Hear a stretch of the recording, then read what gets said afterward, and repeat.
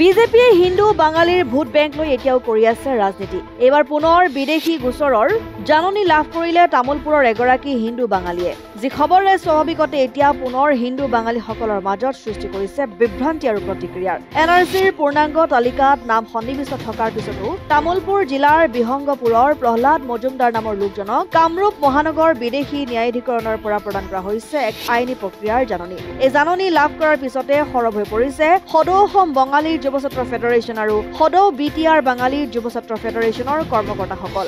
এই ক্ষেত্ৰত সংগঠনৰ লোকসকলে কয়, নিৰ্বাচনত হিন্দু বাঙালীৰ ভোট লোৱাৰ পিছত আকৌ হিন্দুৰ ওপৰত জাৰি কৰা হৈছে বিদেশী সম্পৰ্কীয় গোচৰ জাননী।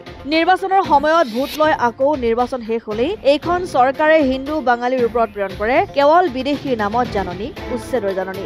কা আৰু কেবৰ দ্বাৰা অসমত বিভিন্ন জাতি জনগোষ্ঠীৰ সৈতে বাঙালীসকলৰ সৈতে থকা সাতাম পুৰুষীয়া সম্পৰ্ক নষ্ট কৰিছে মুখ্যমন্ত্ৰীয়ে। পূৰ্বে কংগ্ৰেছে যিদৰে হিন্দু বাঙালীৰ ভোট লৈ ৰাজনীতি কৰিছিল, এতিয়া বিজেপিয়েও একেই পন্থা গ্ৰহণ কৰিছে। মুখ্যমন্ত্ৰীয়ে শীঘ্ৰেই এনেবোৰ কাৰ্য বন্ধ নকৰিলে তীব্ৰ গণতান্ত্ৰিক আন্দোলন গঢ়ি তোলাৰ শংকা প্ৰদান কৰিছে। শীঘ্ৰেই চৰকাৰে এই ধৰণৰ জাননী প্ৰেৰণ কৰা কাৰ্য বন্ধ কৰাৰ লগতে হিন্দু বাঙালীসকলক হাৰাশাস্তি নকৰিবলৈ শংকা প্ৰদান কৰে। হিন্দুত্ববাদী চৰকাৰে হিন্দু বাঙালীৰ ভোট লৈ হিন্দুৰ ওপৰত কৰা এনে চক্ৰান্ত কোনোপধ্যেই সহ্য কৰা নহব বুলি কৈ পুনৰ কয় যে এনেধৰণৰ কাৰ্যপন্থা চৰকাৰে অব্যাহত ৰাখিলে আগন্তুক 2025 চনৰ BTR নিৰ্বাচন আৰু 2026 চনৰ বিধানসভা নিৰ্বাচনত উচিত প্ৰত্যুত্তৰ দিয়া হ'ব। পৰিতাপৰ বিষয়, যি সময়ত হিন্দুত্ববাদী চৰকাৰ বুলি দাবী কৰি আছে এই বিজেপি চৰকাৰখনে, সেই সময়তেই নিৰ্বাচন যোৱাৰ লগে লগে হিন্দু বাঙালী এই প্ৰহ্লাদ মজুমদাৰ নামৰ ব্যক্তিজনৰ নামত বিদেশী নটিচ প্ৰেৰণ কৰিছে। তো দুৰ্ভাগ্যজনক।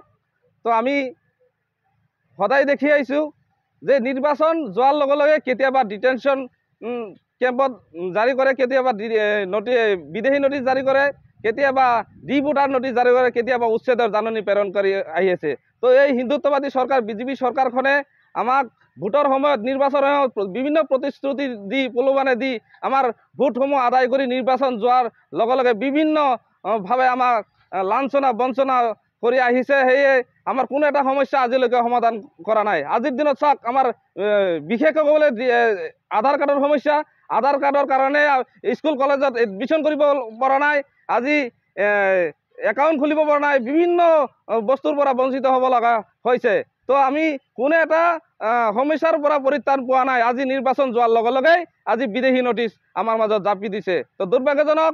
অসম চৰকাৰ, তো অসমৰ মুখ্যমন্ত্ৰী হিমন্ত বিশ্ব শৰ্মা ডাঙৰীয়াক আমি অনুৰোধ জনাইছোঁ, অনতিপলমে এই যি ডিভোটাৰ বিদেশী কেছ গোচৰ আমাৰ ওপৰত হিন্দু বাঙালীসকলৰ ওপৰত জাপি দিছে, বন্ধ কৰক। অন্যথা আমি সদৌ BTR বাঙালী যুৱ ছাত্ৰ ফেডাৰেশ্যন আৰু সদৌ অসম বাঙালী যুৱ ছাত্ৰ ফেডাৰেশ্যনে তামুলপুৰৰ মাজ মজিয়াত আমি তীব্ৰ গণতান্ত্ৰিক আন্দোলন গঢ়ি তুলিবলৈ আমি সাজু হৈ আছোঁ।